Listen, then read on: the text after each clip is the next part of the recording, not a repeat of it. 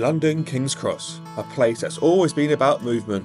Trains, people, stories, some passing through, some sticking around just long enough to leave a mark. Once this was a city's underbelly, a place of dock workers, drifters and late night poets. A little grimy, a little dangerous, now glass towers, co-working spaces and overpriced coffee shops trying a little too hard. But if you know where to look, I mean really look, the old King's Cross is still here. Tucked away in back streets, down alleyways and behind unmarked doors, you'll find the real stories. The places that don't make the tourist guides. Where chefs cook for passion and not Instagram likes, and where flavours come from generations of traditions, not corporate trend forecasts. This isn't about fine dining, it's about the heartbeat of a neighbourhood. The late night kebab shop feeding shift workers, and a hole-in-the-wall cafe serving a recipe older than the street it sits on, and the pub where time stopped sometime in the last century, and no one's complaining. Good morning, it is currently 5:45 in the morning. I'm on my way to Farringdon Station to record today's King's Cross hidden gem video. Plenty of hidden gems on offer today, loads of nationality restaurants we're going to, and loads of small independent ones as well. So I'm looking forward to today's video, hope you enjoy and let's get into it. Tucked away in King's Cross, Anna's Deli Cafe isn't the kind of place that shouts for attention. No gimmicks, no neon signs and no influencers posing with overpriced lattes. This is the Greek real deal. Can I try one of your Freddo Espressos, please? Yeah, of course. Sugar? Yes, please. Medium, sweet? Medium, please. And then which one would you recommend out of these four? The most traditional Greek one? This one. Yeah? Big time. Yeah, one of them please as well. Thank you. It's spinach and feta. Yeah, perfect. Stop.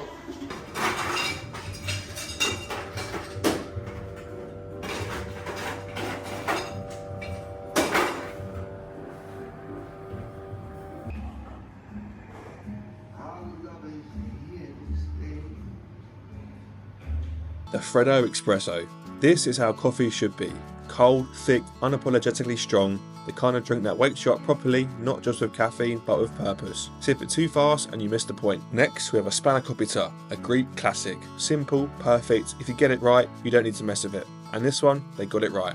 The pastry is thin, delicate, but strong enough to hold together. Flaky in that way that makes a mess of your hands, but you don't care. Inside, a mix of feta and spinach, warm, salty, just the right amount of creamy. Nothing fancy, nothing overthought, just good ingredients put together the way they're supposed to be. There's a reason this has been around for centuries. A reason you find it in Greek homes, bakeries and street corners. Because it works. Because it's satisfying without being heavy, rich without being overwhelming, and because it's food that actually feeds you, not just fills you up. You can keep your overpriced brunch spots and your sad supermarket pastries. Give me this any day. Something made of care, something that's been made 1,000 times before and still tastes just as good. Thank you my friend, that was lovely. That was delicious, thank you so much. Yeah, perfect. So is that what the Greeks eat every morning? Yes. Yeah? Definitely. Sets them up for the day. So it's like all Greece, the 90% of the Greece, they do homemade. Okay. So every corner has a little bakery. Yeah. And if you work in the office or if you work in let's say construction, you wake up 7 a.m. you take a slice of spinach and feta. Yeah. And Freddo Espresso. Yeah. Freddo Espresso is there 120. Really? Percent, yes, everyone. What's in a Freddo Espresso? And obviously espresso and then. It's very simple. It's not crazy. Double shot, mixing with ice. Yeah. Makes the coffee with more perfumes and it keeps the flavor. Okay. Yeah. So when you shake the coffee, it opens the aromas. Okay. Amazing. Yeah. Well, I'll let you go on. Thank you so much, my friend. Thank you. Amazing. Thank you. Thanks, mate. Some places you walk in and you straight away know, this isn't for tourists. This isn't for Instagram. This is for the people who've been coming here for decades. Sitting in the same seats, ordering the same meals, drinking tea out of their mugs that have been seen better days. So we end up here, Dallas Burger Bar. The name doesn't make sense, there's no cowboy theme, no oversized burgers stacked with nonsense ingredients trying to win social media points. Just a proper London cafe, frozen in time, the kind of place where you don't have to ask if the coffee comes in a paper cup. It never does. It never has. And with the boss man being here since 1983, you know he's doing something right. Let's get into the food. This feels like it should be in the 80s, this place. 70s, yeah? We've been here since... Well, I've been here since 1983. Wow. And my father-in-law opened it in 1977. Oh gosh. Been here quite a while then? So I've been here 42 years. Yeah. It's a good old local place. Yeah. Like these people, they wasn't even born when I... Yeah. Crazy. Love it. Thank you, mate. Thank you very much. Cheers. Look at that. Proper grub. A full English breakfast, the only meal in Britain that still respects tradition. No reinvention, no deconstruction, just a plate full of things that were always meant to be eaten together. Cooked in plenty of oil, nice and greasy, bean, sausage, tomato, bacon, hash brown, and a runny egg. It's been going since the 70s as well. Proper local cafe. This is the definition of a London cafe. Sausage nice and porky, bacon's cooked perfectly, and a runny egg. I said, by the time you buy a big The boss man knows all the locals. send them to England. First name basis. Packaging them and sending them out to the address and managing the Etsy account. £11 for a good fry, not a bad price. She's like, no, like we would send you money, like It's not cappuccino. from the like, but like from my bank account, I'll send it to you. Every person that comes in there talks to the boss man. You know, it's good local and does that.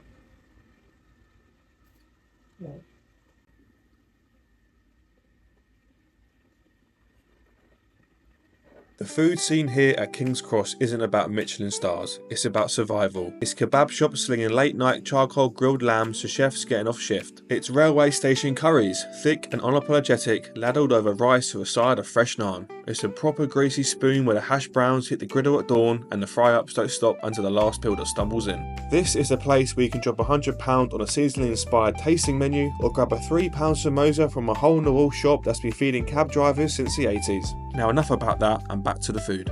Traditional Turkish style filled pastry, gozli. There it is, dead ahead. Hello mate. What would you recommend? Which filling for the gozli? Which is the best? Always best, brother. Yeah? Yeah. Spinach, feta, lemon onion, potato onion. I'll go for lamb and onion, please. Lemon onion. Yes, please. Yes, sir. Thank you. Would you like wrap or salad box or just only one? I'll go for a wrap, please. Yes, sir. No problem.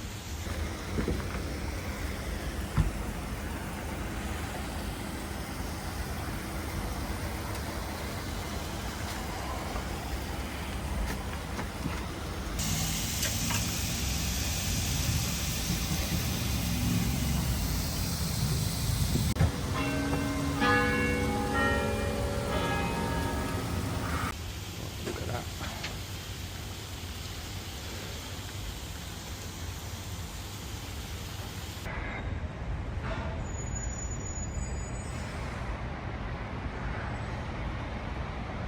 So we're at stop number 3 of today's visit. I think we're near obviously King's Cross, about a 10-minute walk from King's Cross station. Stumbled across a little food truck called Gozlim, who specialise in Turkish flatbreads.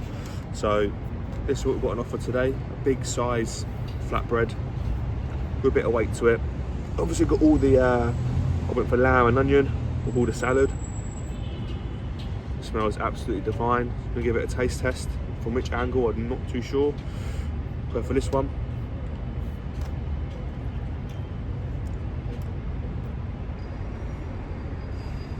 So loads of salad, obviously red cabbage, lettuce, sweet corn, and obviously lamb and onion. Flavours go well so together. It's homemade. A little couple in the little food truck over there.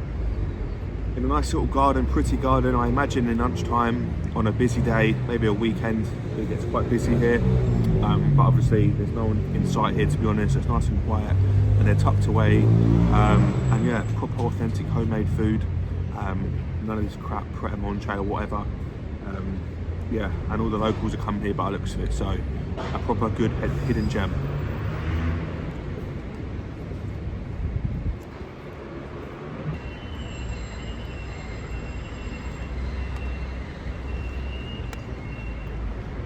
Now this is what I call true hidden gem food.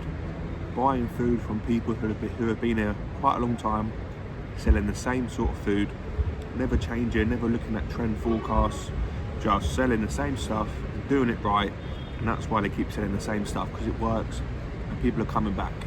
And that's what you call proper food.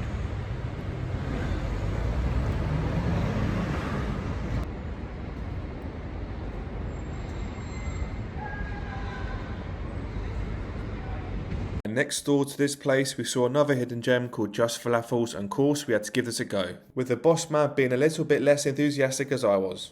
Yes, yeah. All right, mates. How are you? I've heard this is the best place for falafels in London, is it? Yeah. Yeah? What do you like? Can I get a medium falafel wrap? Medium falafel wrap? So next up, we're trying the falafel from a place called Just Falafels, literally right next door to Gosling, the place where I had the Turkish flatbreads. So two hidden gems right next to each other. Let's see what they're saying. So I went for a basic medium halloumi wrap.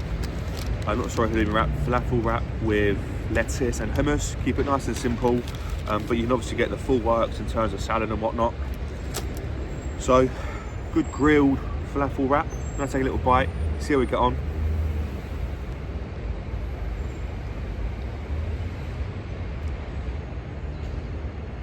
Oh, lovely.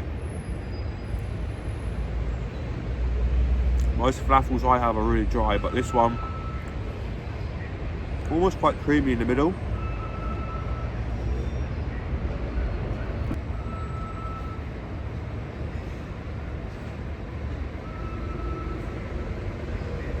When I think of a falafel, I think really stodgy, really thick, hard to eat.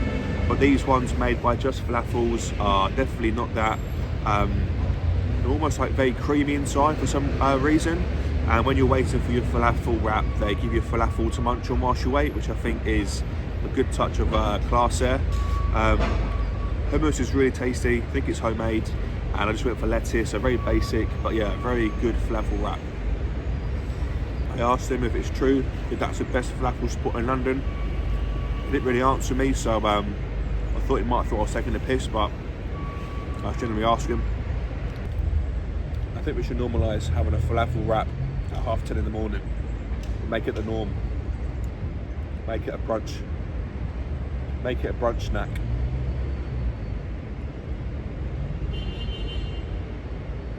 Seattle food. Let's see what the corn dogs are saying. Over here then. Hiya.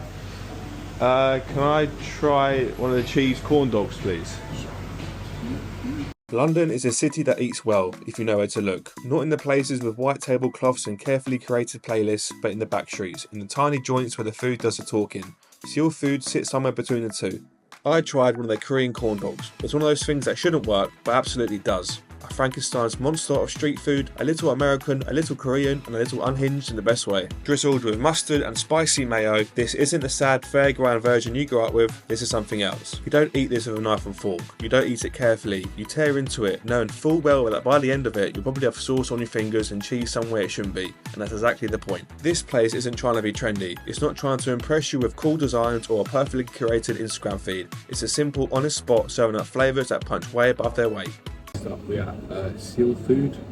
We've got the cheese corn dog with homemade spicy mayo and mustard. A recommendation.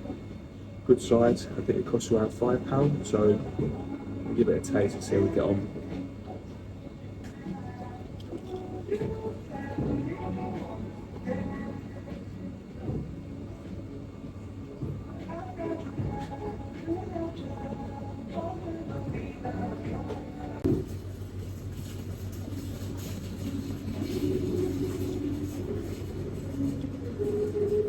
Really good corn dog. The spicy mayo is a bit spicy, but the mustard levels it out quite nicely.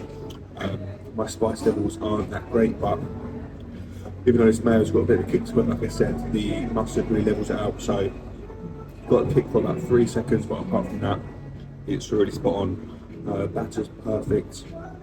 Cooks for around 6 minutes, and you get quite a lot for £5. It's not a bad portion. I'm glad I didn't get 2 of these, but they do like different flavours. They've got pork, cheese. I think they've got a potato on as well. But yeah, really nice corn dog.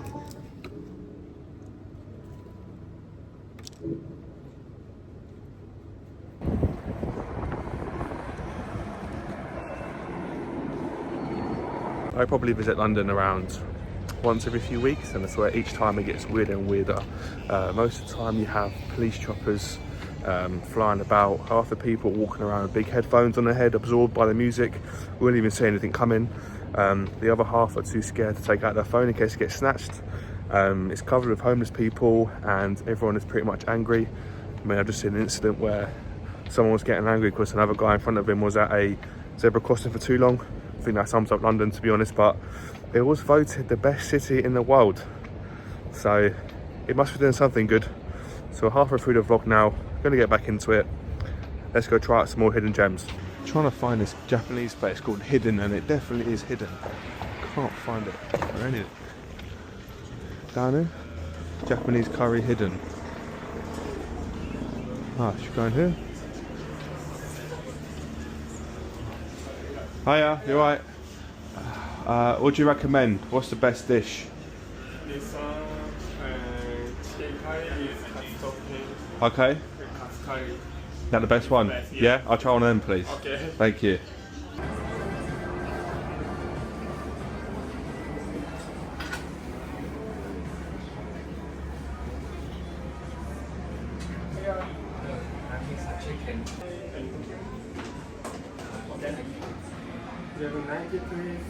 Lovely, thank you. Thank you so much, mate. Are they real? Are they paintings or are they real? Are they real? Yeah, it's sample like a Oh, okay. fake. Oh, okay. I was gonna say. It's too much like real. Yeah. Lovely, thank you. Have a good day. Cheers, thank you.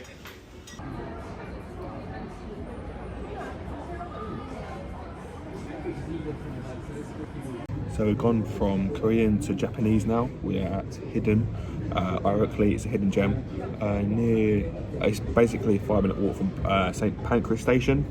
I asked him what was the best he recommended. He said katsu. I always get katsu curry when I go to Wagamama, so let's see if this competes. I definitely think it will because it looks authentic Japanese. So let's get into it. Got myself a nice Asahi beer as well to pretend I'm in Japan.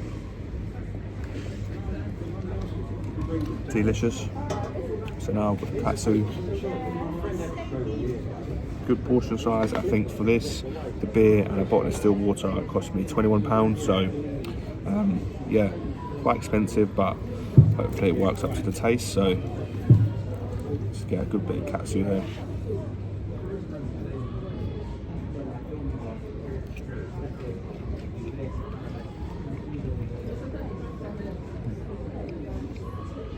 Quite tough, the chicken, but really nice. Perfect batter, nice and crispy.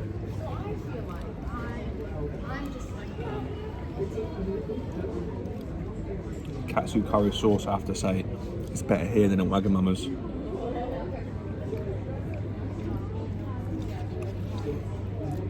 Bit of a kick to this one. But get some rice, some onions, and some chicken katsu.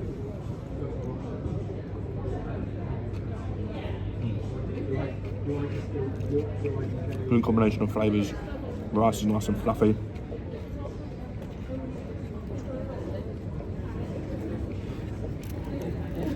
They also do chicken curries in there. So perfect lunchtime spot if you work in the King's Cross area.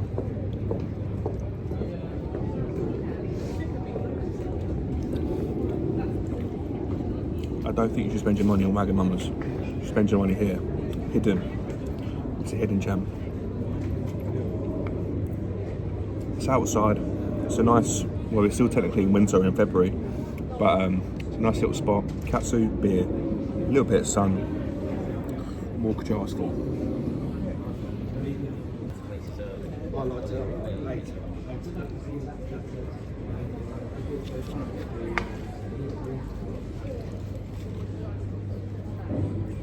Next, we're headed to Sophie's Cafe. Small, unassuming, no frills, just a quiet hum of a local spot that's been feeding people long before cafes became concepts. It's a proper neighbourhood cafe where the coffee is strong, the food is honest, and the regulars don't need a menu. Sophie Cafe.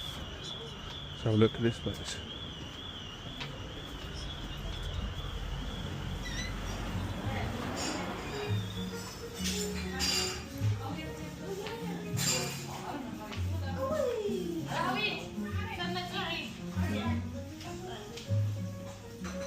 Hiya. Yeah, I'm good, how are you? Can I get a mocha latte, please? I'll drink here, Yeah, have a please. sip. And then what's your best traditional dish? Dish lamb, lentil, chickpea, for example, they eat it the food. Okay, I'll get one of them, please. Chickpea? Yes, please, yeah. Can I sit upstairs? Is that okay? It's up to you. Yeah, thank you.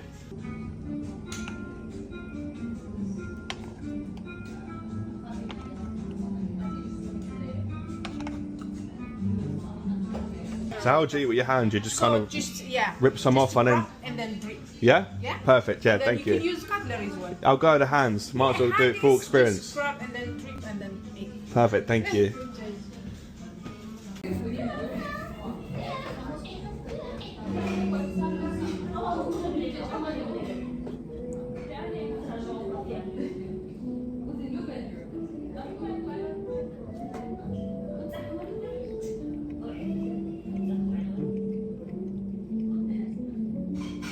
It's almost like a soft pancake type feeling.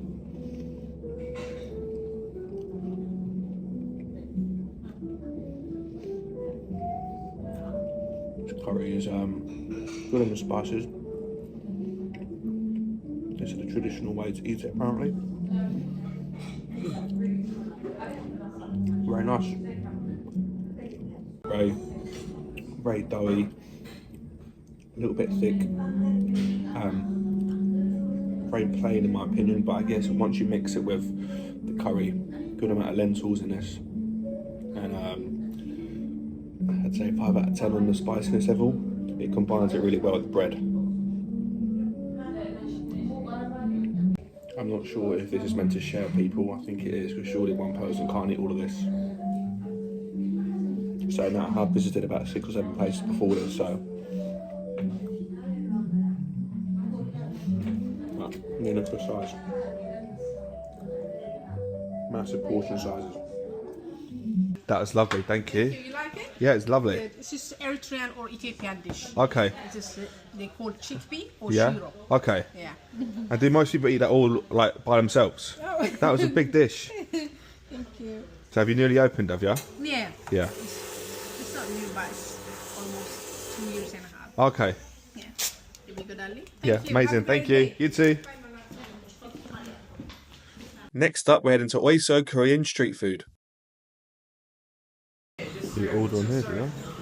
A great being in my house and see you guys. And like, if I'm going to be half-assed with doing something, why not be half-assed with company? Why not be half-assed where there's no food, company? Go for this one. Chicken and rice. Korean style spices and chicken and mayonnaise on the rice. Perfect. Oiso Korean street food doesn't try to be something it's not. No over-designed interiors, no obsessive branding, just a tiny space serving up bold, no-nonsense flavours that hit exactly where they need to. A place built for people who care about what's in the bowl, not how many likes we'll get. The kind of joint where the kitchen is close enough to the counter that you can hear the sizzles of the fryer, the clatter of metal spoons against hot pans, and the low hum of anticipation as another plate lands in front of a hungry customer. I went for the Yangneom chicken, and this isn't subtle. It doesn't whisper, it kicks the door in, grabs you by the collar and demands your attention. Thick, sticky, unapologetically spicy, the kind of heat that builds slowly, sneaking up between bites, forcing you to take another just to chase the burn. The batter is crisp, holding on to that sauce like it was meant to be there. Sweet, fiery, just messy enough to make you regret wearing a white t-shirt. Lucky for me I didn't wear one. Then there's the rice. Simple, neutral, the quiet counterbalance to all that aggression. A blank canvas to soak up the sauce, to mellow out the fire to keep you going back for more. And the mayo, a curveball. Creamy, cool, a last minute reply from the spice that makes you think just for a second that you've won. But you haven't. Because a second later you're reaching out for another bite, another hit of heat, another reminder of why this dish is so damn addictive. Oiso isn't here for the gimmicks, no fusion experiments, no delicate microgreens scattered on top for the sake of aesthetics, just loud, bold, deeply satisfying food served up in a space that feels more like a backstreet joint in Seoul than a polished London eatery. This is the kind of place where you order at the counter, squeeze into a seat that's a little too close to the next table, and within minutes you're locked into a full sensory experience. Sizzling sounds from the kitchen, the sharp tang of gochujang in the air, and the steady rhythm of chopsticks tapping against bowls. This isn't fine dining, it's not trying to be, this is street food, transplanted straight from the neon glow of Korea's night markets into the middle of King's Cross, without losing an ounce of its soul. It's simple. You come here, you order, you eat, you leave, full, a little sweat on your forehead, already planning when you'll be back. Now on to the most important bit of any travel guide, the pubs. The pubs in King's Cross aren't for show. They're not designed for influencers or tourists who want a pint for the experience. These places were long here before craft beer and gin pairings. They're the kind of spots where the floors are a little sticky, the air is thick with history, and the bartenders don't have time for your nonsense. You order a pint, you sit down and you soak in the years of conversations that have seeped into the wooden beams, nicotine-stained ceilings, and the walled-down bar tops that have seen more than they'll ever tell you. I tried the Skinner's Arms, which is about a 5-minute walk from King's Cross Station, and if you're after a pint of Guinness, maybe give this a miss, but inside the place is absolutely lovely. I'm on the hunt for the greatest Guinness in the UK, episode 27. We're at the Skinner's Arms, just around the corner from the Dolphin, so about a 5-minute walk away from King's Cross St Pancras Station. Got a pint of Guinness here, £6.70. I mean, no Guinness glass.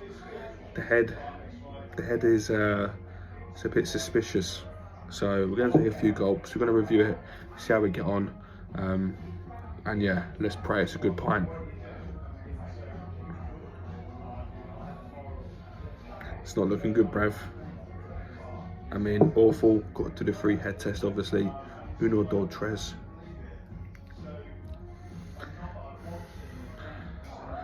We're gonna take a few gulps, pretend we split the G, and pray we get a good pint. So, the Skinner's Arms looks absolutely lovely inside, a proper boozer. Tables are booked everywhere, so it must be a good eating and drinking pub. The locals, so give it a go. It might surprise us.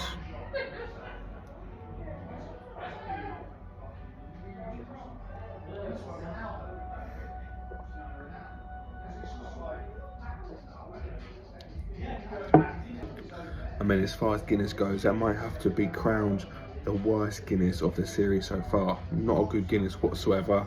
As suspected, really dreadful. No creaminess. Temperature is hit and miss. No foam stickage. Ain't that great, to be honest. It's hit and miss. It ain't that good, to be honest. I'm going to give this a solid 3.5 out of 10.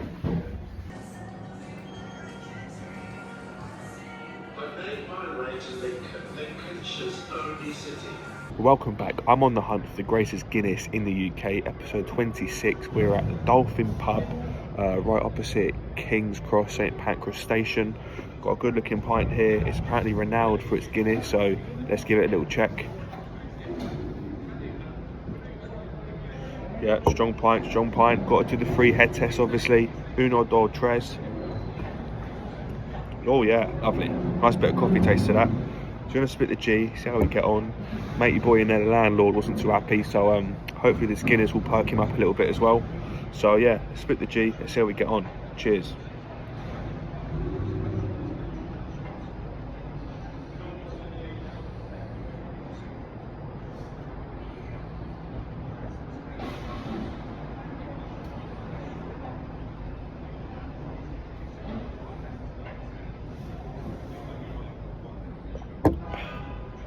There we have it, ladies and gentlemen. If you need me to split your G for you, just let me know.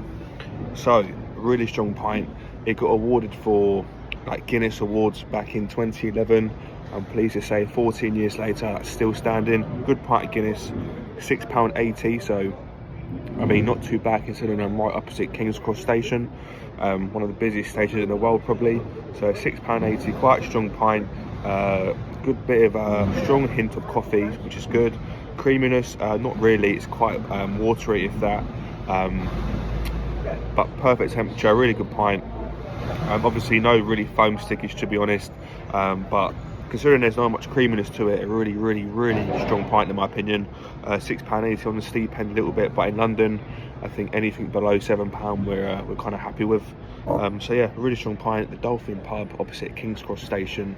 I'm going to rate this Guinness a 7.5 out of 10. And there you have it. There was my guide to the best places to eat and drink at London King's Cross. This wasn't about fine dining. This is food of history, with grit, with stories baked into every bite, every sip, and every neon lit window still glowing long after the city has moved on. Hopefully this has been a reminder that the best meals aren't always the ones you plan for. They're the ones you stumble into, the ones that surprise you, the ones that for a moment make a big chaotic city feel a little more like home. And more importantly, remember to venture the unknown. Eat well, drink often, and remember, sometimes the best sports aren't the ones everyone talks about, they're the ones you find for yourself.